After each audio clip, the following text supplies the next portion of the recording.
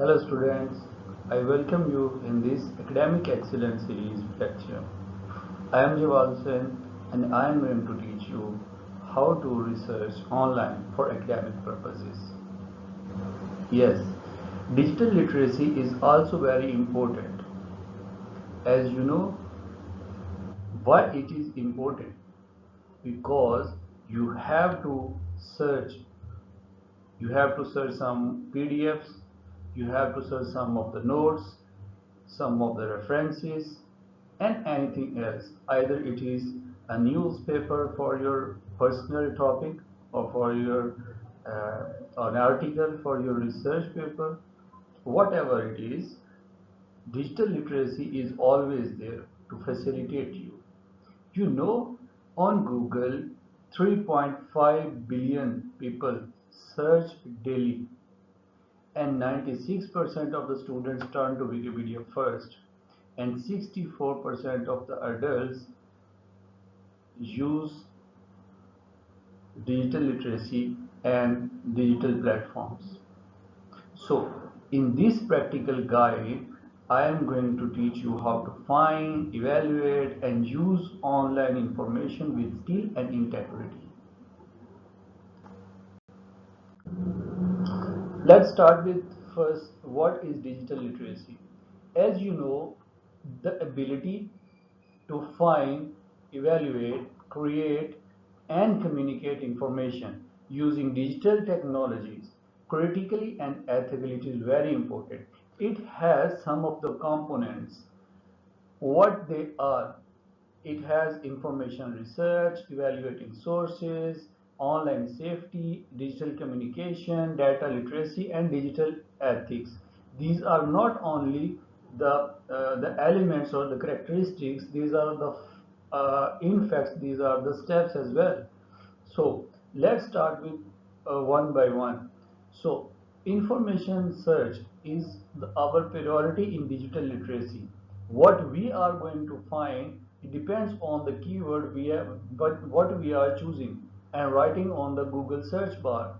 So knowing where and how to find reliable, relevant information online is very important. There are billion of sites. You don't know which site is going to provide you your desired data. Then you have to search information wisely.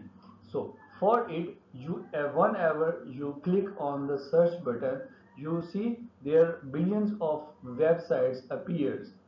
Yes, but on the first page you only see 10. Then you have to evaluate some of the sources. Why? Because you have to judge the credibility, bias, currency, and accuracy what you are going to find. What you are, what is valuable for you, it is very important. For this purpose, not only evaluating sources, but your online safety comes first. There are billions of sites which go for the scam. That's why you have to protect personal data, your privacy, and your digital identity as well. Then go for the digital communication. What is digital communication? In digital literacy, it is writing and sharing information professionally and ethically online. Then it's not up to only the digital communication, it also involves digital data literacy and digital ethics. They come together and they involve and they work side by side. Data literacy means reading, interpreting, and questioning data which you are finding, and charts and statistics, and understanding these data for copyright attribution and sharing content. So this is very important for you to search information and then evaluate this information and sources. And after evaluation, your online safety comes first. For this, you have to know the digital communication and data literacy and digital ethics. These are all very important steps, and you have to keep in mind all these. So here is our first step, which you know, mastering search engines. I am going to tell you some of the hikes.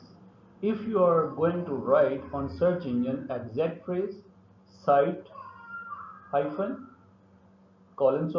file type colon PDF, Word or related colon, next comes your website, in title, next comes your title. If you are going to write and then writing these exact phrases and then writing your website or your keyword, then what it does, it does magic for you. Why? If you are writing exact phrase, it returns only results containing that exact wording which you are finding. So this is very important for you to search information rightly. You have to know what you are going to search, and for this, how to search is very important. And this answers your ability to search ethically and search fast. So if you are writing site, it limits results to a specific website or domain. Alright, if you are going to write file type.pdf, it finds specific files, PDF, document, PPT, etc. It does not bring you the other results. Okay, and if you are going for the hyphen and word, it excludes that word from the results. So now if you are going to write related, then colon after it your website, find website similar to the one given or you have provided or you have written on the search bar on in Google. If you are written in title colon and next to your keyword, it returns pages with the word and in the page title. So these there are some of the search strategy tips for you as well. So start broad, then narrow with operators, what these mean, and try 3 to 5 different keywords combinations. Use synonyms when resulting disappoints, uh, because there are many times when you are going to find some of the current novel or some of the current study, it does not bring results fast because someone in the world has only uploaded once. So you have to you don't know what key terms he had fed into the Google search engine. So you have to put some of the synonyms to find them. So now in the fourth, filter by date for recent information. It is very important, and use Google Scholar for academic sources and search the language. Alright, so these are the first important tips for mastering search engines. So now the next step was evaluating online sources. Once you have searched your information, now you have to sort out what you need. This is very important. For this, the CRAAP test is very important. What is CRAAP test?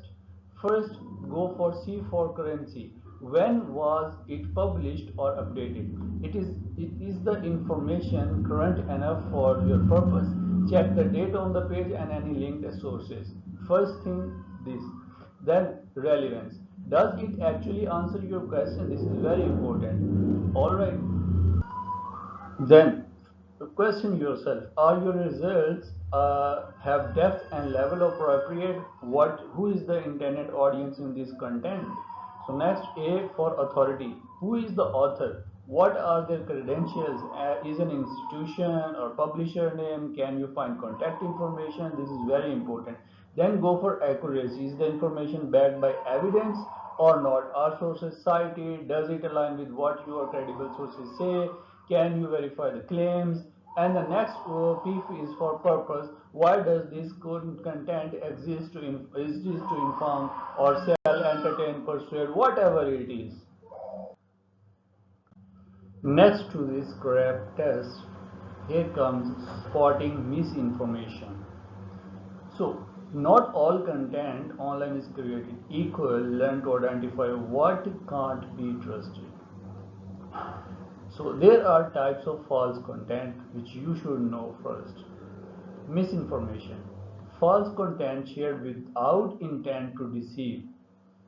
Disinformation means deliberately false content created to mislead. Malinformation means true content used out of context to cause harm. Clickbait means sensational headlines that distort or omit key facts.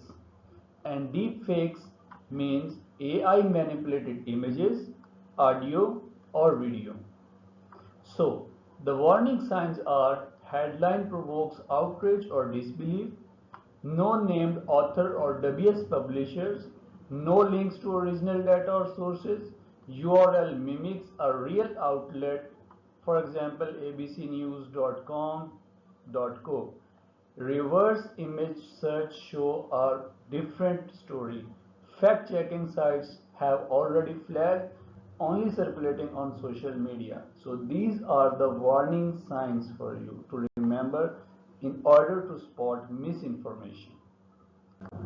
Now, how to research academic data? So you can see academic data and have free access on the Google Scholar, on the PubMed Central, JSTOR, ERIC, and RCIV. Then via university library, you have Scopus Index, Web of Science Index, ProQuest Index, and EBSCO host and Statistica. So these are some of the sources from where you can have and get access to your academic research database. What does Google Scholar? It brought academic search across disciplines, links to free full text were available. PubMed, free full text biomedical and life sciences research from the US National Library of Medicine. Then JSTOR, some journals and books freely accessible after registration. ERIC, education research and resources from the US Department of Education. And RZIV, open access preprints in physics, mathematics, computer science, and other related fields. So you can have access to all these academic research databases. After finding your database and finalizing your sources, then the next stage is how to cite online sources. So, digital sources need the same rigor as print plus a few extra details. What to record for any online sources is author name, its title of the page or article, name of the website or publication, date of publication or last update, full URL and date you access page. Don't do common mistakes which is citing Wikipedia as the final source, missing access data, and linking a paywall articles. These are not recommended. In fact, you have to cite the online sources which you have chosen using these types. And the format examples are APA, MLA, and Chicago. You can use any one of these for formatting style in your academic research or academic paper. Next, here comes the online privacy and security. This is very important for you. Your digital footprint is persistent. Manage it deliberately. It is very important for you to have strong passwords. Use 12 plus characters, mixing cases, numbers, symbols. Use a password manager if you want. Never reuse the same password across sites.